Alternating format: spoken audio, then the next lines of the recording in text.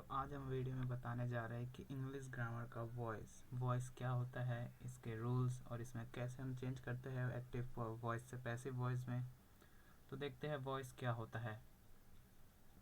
यहाँ पे लिखा है voice, the use of the verb to convey the significance of subject over object और object over subject is called voice. Verb के इस्तेमाल करके जब हम किसी सब्जेक्ट का सिग्निफिकेंस ऑब्जेक्ट पे देते हैं या फिर किसी ऑब्जेक्ट का सिग्निफिकेंस सब्जेक्ट पे देते हैं उसे वॉइस कहते हैं। The use of the verb to convey the significance of the object over subject और subject over object is called voice. ये वॉइस होता है। समझ गए कि जब हम किसी वर्ब का यूज़ करके सब्जेक्ट का सिग्निफिकेंस ऑब्जेक्ट पे दे देते हैं और ऑब्जेक्ट का सिग्निफिकेंस सब्जेक्ट पे दे देते हैं तो उसे कहते हैं वॉइस। सो वॉइस के टू टाइप्स होते हैं, kinds of voice. Two types के होते हैं, first active voice, second passive voice. So active voice क्या होता है? It conveys the significance of subject over object. ये सब्जेक्ट ओवर ऑब्जेक्ट मतलब सब्जेक्ट का सिग्निफिकेंस ऑब्जेक्ट पे दे देगा। It conveys the significance of subject over object. जैसे कि Ram eats an apple, Ram eats an Apple ये सब्जेक्ट है, इसका सिग्निफिकेंस किस पे जा रहा है? ऑब्जेक्ट पे जा रहा है कि वो एप्पल खा रहा है, तो ये एक्टिव वॉइस है।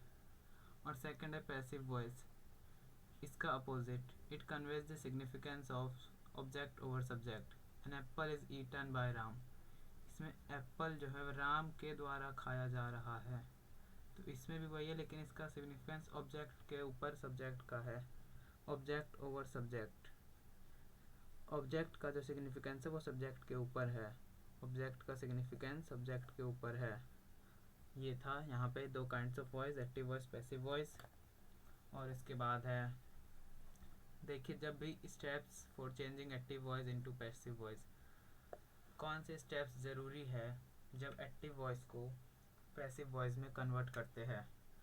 तो पहला तो कन्वर्ट करते समय पहला देखना चाहिए कि interchange subject and object, subject और ऑब्जेक्ट का इंटरचेंज होना चाहिए। यहाँ पे एप्पल ऑब्जेक्ट में था, यहाँ पे सब्जेक्ट में आ गया। सब्जेक्ट और ऑब्जेक्ट का इंटरचेंज, पहला तो ये था सब्जेक्ट और ऑब्जेक्ट का इंटरचेंज। एंड दूसरा helping verb, use helping verb V3, verb की थर्ड फॉर्म। उसके लिए आपको याद होनी चाहिए वर्ब की थर्ड फॉर्म, टेबल सब याद होनी चाहिए, फॉर्म्स ऑफ वर्ब क्या होती है वो याद होनी चाहिए। तो दूसरा पॉइंट है हेल्पिंग वर्ब V3 हमेशा यूज़ करना है। और कंजक्शन बाय कंजक्शन यूज़ करना है। तो पहले क्या था? इंटरचेंज, सब्जेक्ट ऑब्जेक्ट में चेंज हो जाएगा, V3 फॉर्म, वर्ब की थर्ड फॉर्म यूज़ होगी। और तीसरा क्या था? कंजक्शन बाय यूज़ होगा, कंजक्शन जो है वो बाय यूज़ होगा, बाय कंजक्शन यूज़ होगा। तो समझ में आ गया, सब्जेक्ट को ऑब्जेक्ट में करना है, V3 फॉर्म करना है और बाय हमेशा यूज़ करना है। अब प्रोनाउंस देखते हैं कैसे चेंज होते हैं। यहाँ पे 7 है, जब भी आई आए प्रोनाउंस में आई तो उसका मी बन जाएगा, वी का अस, यू का यू ही रहेगा, ही का हिम, शी का हर, इट का इट ही रहेगा, दे का दैम बन जाएगा। आई का मी, मैं का मैं ही रहेगा, मीन्स मी हो जाएगा। वी का अस, ये आपको याद करना पड़ेगा किसका किस में प्रोनाउंस में चेंज होता है। I me, we us, you you, he him, she her, it they them. तो फ्रेंड्स यहाँ से ये प्रोनाउंस की भी चेंजिंग करनी ज़रूरी होती है। अगर आपने प्रोनाउन चेंज नहीं किया तो वो सेंटेंस अच्छे से फिट नहीं होगा और वो आपका रॉन्ग हो जाएगा। तो ये देख लीजिए आई का इन सब का किस में प्रोनाउंस का किस में चेंजिंग होता है। और आप तो ये समझ गए होंगे सब्जेक्ट का ऑब्जेक्ट में V3 फॉर्म और बाय कंजक्शन यूज़ करना है। तो आते हैं हम अब रूल्स पे। फ्रेंड्स आज हम रूल पे आते हैं। तो वॉइस के रूल्स में क्या होना चाहिए? एक्टिव वॉइस में होता है तो सब्जेक्ट होगा, वर्ब होगा, ऑब्जेक्ट होगा, जैसे सिंपली होता है, सब्जेक्ट होता है, वर्ब होता है, ऑब्जेक्ट होता है। लेकिन जब हम उसे वही पैसिव वॉइस में करेंगे तो ऑब्जेक्ट पहले आ जाएगा, सब्जेक्ट रिप्लेस कर देगा ऑब्जेक्ट को, तो ऑब्जेक्ट पहले आ जाएगा और सब्जेक्ट लास्ट में चला जाएगा। ऑब्जेक्ट पहले, फिर हेल्पिंग वर्ब, और V3 तो हमेशा आना ही है, और बाय कंजेशन ये भी आना है, और सब्जेक्ट लास्ट में चला जाएगा। तो क्या करना है, ऑब्जेक्ट को सब्जेक्ट पे कर देना है, सब्जेक्ट को ऑब्जेक्ट पे, और बीच में V3 करना है हेल्पिंग वर्ब के बाद, और फिर बाय लगाना है। मीन्स ऑब्जेक्ट पहले आना चाहिए, फिर helping verb is am are was verb जो भी है, उसके बाद V3 वर्ब की थर्ड फॉर्म, उसके बाद बाय, उसके बाद सब्जेक्ट। तो फ्रेंड्स देखते हैं present indefinite tense, subject plus V1 plus SES, ये होता है इसका subject plus V1 plus SES plus object, या subject plus V1 plus object. और या फिर जब हम डू डस वाले में करते हैं तो ये डू डस होता है, तो उसको किस में करेंगे, उसको कर देंगे प्रेजेंट इंडेफिनिट को कर देंगे प्रेजेंट कॉन्टिन्यूस टेंस में। ऑब्जेक्ट पहले आ जाएगा, यहाँ सब्जेक्ट था, subject plus V1 plus object ये था, तो सब्जेक्ट सब्जेक्ट ऑब्जेक्ट की जगह पे, ऑब्जेक्ट सब्जेक्ट की जगह पे, और V1 की जगह V3 हो जाएगा और इज एम आर लग जाएगा, प्रेजेंट इंडेफिनिट हो जाएगा प्रेजेंट कंटिन्यूस में, इंडेफिनिट कंटिन्यूस में। इसके लिए आपको टेंस के रूल सारे याद होने चाहिए, तभी ये हो पाएगा। तो जब भी प्रेजेंट इंडेफिनिट आए तो वो प्रेजेंट कंटिन्यूस टेंस में हो जाता है, object plus is am are में से किसी एक, प्लस वर्ब की third form, plus by, plus subject. तो ये हमेशा याद रखना है फ्रेंड्स, ऑब्जेक्ट पहले आता है, सब्जेक्ट लास्ट में, बाय बीच में आता है, और V3 हेल्पिंग वर्ब के बाद आता है।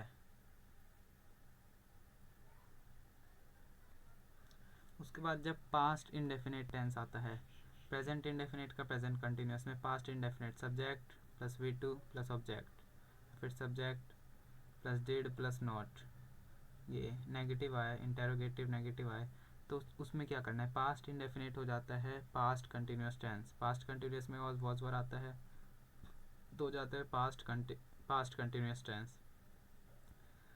इंडेफिनिट जितने भी है वो हो जाते हैं कंटिन्यूस में, present indefinite present continuous, past indefinite past continuous, future indefinite future continuous. तो प्रेजेंट इंडेफिनिट का तो कर लिया, अब पास्ट इंडेफिनिट में क्या आता है, वॉज वर, ऑब्जेक्ट पहले आ जाएगा, V3 लगना ही है, बाय आना है, सब्जेक्ट आना है, बस object plus was were plus V3 plus by plus subject. Passive voice में बस ऑब्जेक्ट आपको पहले लाना है, सब्जेक्ट लास्ट में, V3 और बाय का यूज़ हमेशा याद रखना है। उसके बाद जब फ्यूचर इंडेफिनिट टेंस आएगा, फ्यूचर इंडेफिनिट में होता है subject plus will shall plus V1 plus object. So जब इसको हम करेंगे तो ये फ्यूचर कंटिन्यूस टेंस में आ जाएगा, जिसमें विल शेल बी आता है, object plus will shall plus be plus V3 plus object plus subject. इसके लिए आपको टेंस बिल्कुल याद होने चाहिए अच्छे से, टेंस के रूल सब। ऑब्जेक्ट इसमें पहले आ जाता है, सब्जेक्ट लास्ट में, बाय हमेशा यूज़ ही होता है, और V3 तो आना ही है, और ये हेल्पिंग वर्ड जो भी है। उसके बाद प्रेजेंट कंटिन्यूस टेंस जब आता है वो किस में हो जाता है, प्रेजेंट कंटिन्यूस में ही रहता है, बस उसमें बीइंग यूज़ हो जाता है, बीइंग। यहाँ पे होता है सब्जेक्ट प्लस V1, वो subject plus is am are plus V1 plus ING tense में, सिंपल में। तो उसमें क्या होता है, ING जो होता है यहाँ पे BE जुड़ जाता है, तो यहाँ पे बीइंग आ जाता है, वो object is am are plus being plus V3 plus by plus subject. तो इसको याद करने का इजी फार्मूला क्या है, इज एम आर V1 के साथ ING से पहले बी लगा देना है, बीइंग हो जाएगा, वही होना है। इज एम आर और वॉज वर के साथ हमेशा बीइंग आता है, ऐसे याद कर लो, is am are was were के साथ हमेशा बीइंग आता है, ये आसान रूल है, क्योंकि इसके बाद का तो आपको पता है V3 लगाना है, बाय लगाना है। सबसे आसान तरीका याद कर लो, is am are was were के साथ हमेशा बीइंग आना है, इज एम आर और वॉज वर के साथ हमेशा बीइंग आना है, और ऊपर वाला तो वो जब कॉन्टीन्यूस में तब बीइंग आना है, ये नहीं कि ऊपर वाले में बीइंग लगा दिया, वो नहीं, जब कॉन्टीन्यूस में तब बीइंग आना है। इधर जब कॉन्टीन्यूस में हो, इधर एक्टिव वॉइस में कॉन्टीन्यूस में हो, तो पैसिव में आपको हमेशा बीइंग लगा देना है, तो बीइंग से हो जाएगा। और जब फ्यूचर कॉन्टीन्यूस टेंस है, will shall plus be plus V1 plus ING, तो उसमें चेंज ही नहीं होगा, नो चेंज, इसमें नो चेंज होगा। जब फ्यूचर कॉन्टीन्यूस आ जाए तो उसमें नो चेंज होगा। चेंजिंग किस किस में होगा, प्रेजेंट का प्रेजेंट इंडेफिनिट का present continuous, past indefinite past continuous, future indefinite future continuous, ये तीन बराबर। उसके बाद प्रेजेंट कंटिन्यूस का कंटिन्यूस ही रहेगा, लेकिन उसमें बीइंग आ जाएगा, बस कंटिन्यूस में बीइंग लगा देना है, इतना याद रखना है, जब भी कंटिन्यूस आए उसमें बीइंग लगा देना है, और फ्यूचर कंटिन्यूस में चेंजिंग ही नहीं होगा, नो चेंज। इसके बाद हम आगे देखते हैं,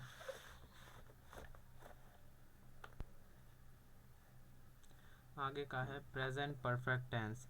इसमें तो पहले से V3 आता है, तो V3 हमें लगाना ही है। Subject has have plus V3 plus object. So इसमें ऑब्जेक्ट पहले कर देना है, हैज़ हैव रखना ही है, और बीन एक्स्ट्रा कर देना है, V3 plus by plus subject. जब भी कॉन्टिन्यूस आए उसमें क्या लगाना था, बीइंग। और जब भी आपको हैज़ हैव हैड दिखे तो उसके साथ बीन लगाना है। कंटिन्यूस में बीइंग BEING। और जब भी परफेक्ट आए मीन्स V3 पहले ही दे दिया जाए एक्टिव वॉइस में ही, तो उसमें आपको क्या लगाना है, being, been, BEEN, been. Has have had के साथ हमेशा बीन लगाना है, याद रखना। हैज़ हैव हैड के साथ हमेशा बीन लगाना है। उसके बाद प्रेजेंट इंडेफिनिट टेंस का तो ये था, इसको ऑब्जेक्ट कर देंगे हैज़ हैव, और हेल्पिंग वर्ब के बाद बीन लगाना है। उसके बाद V3 plus by plus subject, और बाय हमेशा सब्जेक्ट से पहले लगाना है, ये सब जगह याद रखना। फिर उसके बाद पास्ट परफेक्ट टेंस जिसमें हैड प्लस V3 आता है, ऑब्जेक्ट हैड बीन, बीन तो आएगा V3 plus by plus subject. इसके बाद फ्यूचर परफेक्ट टेंस, या फिर आप ऐसे बोल सकते हो present perfect tense present perfect continuous tense में हो जाता है। Past perfect tense past perfect continuous tense में हो जाता है, लेकिन उसमें V3 लगता है। तो आसान तरीका यही है कि हैज़ हैव हैड के साथ हमेशा बीन आता है, ये याद रख लो, हैज़ हैव हैड के साथ हमेशा बीन आता है। उसके बाद future perfect tense will shall plus have plus V3, इसमें इधर सब्जेक्ट होता है इधर ऑब्जेक्ट होता है, तो ऑब्जेक्ट पहले आ जाएगा विल शैल, फिर have, been, V3 plus by plus subject. Will shall के साथ हैव बीन भी आएगा, क्योंकि हैज़ हैव हैड के साथ हमेशा बीन आता है, तो ये याद रखोगे तो यहाँ पे भी बीन ही आ जाएगा। हैज़ हैव हैव लगा है तो बीन आएगा। और आगे प्रेजेंट परफेक्ट कंटिन्यूस टेंस है, तो इसमें नो चेंज, आगे भी नो चेंज इसमें भी, और इसमें भी नो चेंज है फ्यूचर परफेक्ट कंटिन्यूस में। तो यहाँ तक तो प्रेजेंट में इन सब में नो चेंज था, इन सब में आपने देख लिया होगा क्या क्या चेंजिंग है। अब एक दो क्वेश्चंस पे आते हैं हम। क्वेश्चन है, हम यहाँ पे 7-8 क्वेश्चन करेंगे। यहाँ पे लिखा है, पहला क्वेश्चन है राम राइट्स अ लेटर, ये है एक्टिव वॉइस में। वैसे पैसिव वॉइस में कैसे करेंगे, तो इसमें पहले देखना है कि सब्जेक्ट क्या है। सब्जेक्ट ये है सब्जेक्ट, ये है ऑब्जेक्ट। तो आपको क्या करना है, पहले एक्टिव वॉइस में करने के लिए ऑब्जेक्ट पहले आता है। तो ऑब्जेक्ट क्या है, अ लेटर, अ लेटर। अब ये पहले आ गया सब्जेक्ट के इसमें, a letter. V1 plus SES मतलब सब्जेक्ट प्रेजेंट इंडेफिनिट टेंस है। प्रेजेंट इंडेफिनिट किस में चेंज होता है, देखो प्रेजेंट इंडेफिनिट होता है प्रेजेंट कंटिन्यूस में, तो इज MR का यूज़ होगा इसमें, और हमें V3 और बाय तो याद ही रखना है। तो अ लेटर ये राइट्स था, V1 SES था, इसके साथ V3 वो है कंटिन्यूस आता है, इज MR आता है, SES के साथ फिर इज MR आता है, तो अ लेटर इज आएगा, सिंगल है इज आया। राइट का थर्ड फॉर्म राइट और रिटर्न, रिटर्न बाय लगाना ही है, बाय के बाद subject. A letter is written by Ram, यहाँ पे ये लगा है, ये सब्जेक्ट हो गया, ये हेल्पिंग वर्ब इज MR हो गया, और ये V3 हो गया, ये बाय का बाय, और ये सब्जेक्ट हो गया। ये ऑब्जेक्ट, ये इज MR, ये V3 हेल्पिंग वर्ब, वर्ब की थर्ड फॉर्म, और फिर ये बाय तो आना ही था, और ये सब्जेक्ट हो गया। सब्जेक्ट यहाँ पहले था, सब्जेक्ट यहाँ लास्ट हो गया, ऑब्जेक्ट लास्ट था, ऑब्जेक्ट पहले हो गया। और फिर राइट्स का थर्ड फॉर्म रिटर्न, और सब्जेक्ट से पहले हमेशा बाय लगाना है, तो बाय देख लिया। उसके बाद आपको देखना है एस या ES क्या है, तो प्रेजेंट कौन सा टेंस है, प्रेजेंट इंडेफिनिट है, तो प्रेजेंट कंटिन्यूस में कर दिया, इज आ गया। ठीक है फ्रेंड्स। उसके बाद लिखा है Ram does not write a letter, Ram letter नहीं लिखता। तो पहले देख लीजिए कि, और जब भी ये नॉट आए तो नीचे भी आपको नॉट में, नहीं में है तो नीचे भी नेगेटिव में ही करना है। अ लेटर ऑब्जेक्ट है, ऑब्जेक्ट पहले आ गया अ लेटर।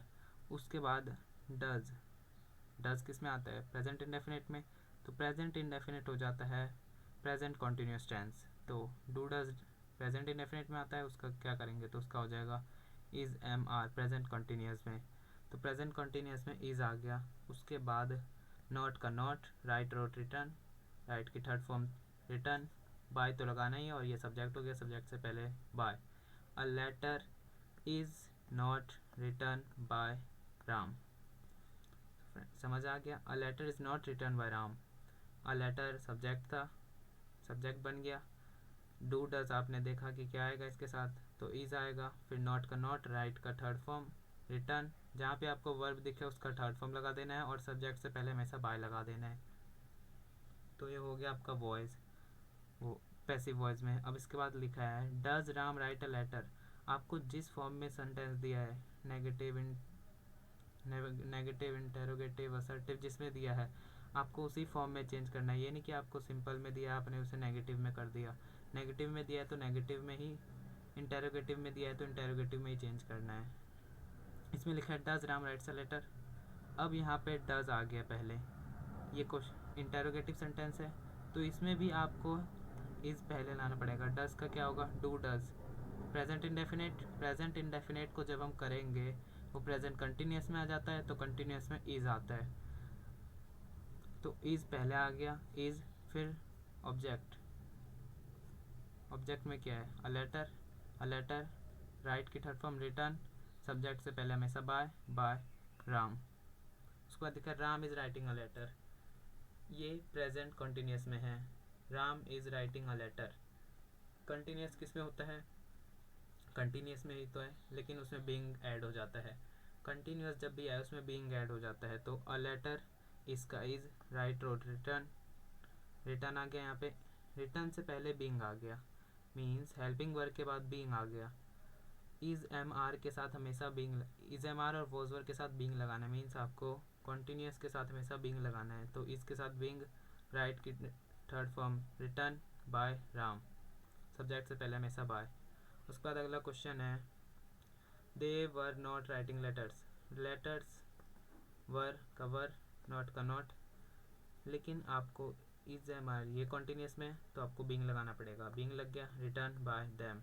यहाँ पे दे था, आपने देखा कि प्रोनाउंस कैसे चेंजिंग करते हैं, दे का दैम हो गया यहाँ पे। अगर आप दे लिखेंगे कि बीइंग रिटर्न बाय दे तो ये बनेगा नहीं sentence, being written by them करना पड़ता है, तो दे का दैम हो जाता है, ही का हर, ही का हिम, शी का हर, ये आपको याद करना पड़ेगा। उसके बाद he did not write a letter, he did not write a letter, ये पास्ट इंडेफिनेट है, तो ये किस में हो जाएगा, पास्ट कंटिन्यूस में।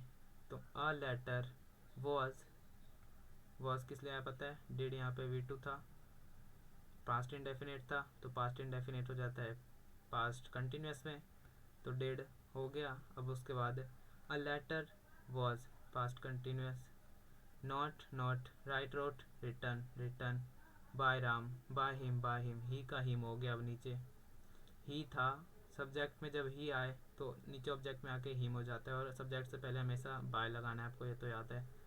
उसके बाद अगला है did he write a letter, क्या वो लेटर लिखता है। डिड किस में है, पास्ट इंडेफिनेट में, तो उसको किस में करेंगे, पास्ट कंटिन्यूस में, तो वॉज आ गया, वॉज अ लेटर, राइट का थर्ड फॉर्म रिटर्न। उसके बाद ही था यहाँ पे तो ही का हिम हो गया, हिम से पहले बाय आ गया, यहाँ पे क्वेश्चन मार्क लगा देना है। उसके बाद लास्ट करते हैं हम, उसके बाद है यहाँ पे ही eight an apple, he eight an apple, ये क्या है, ये भी एक पास्ट इंडेफिनेट है।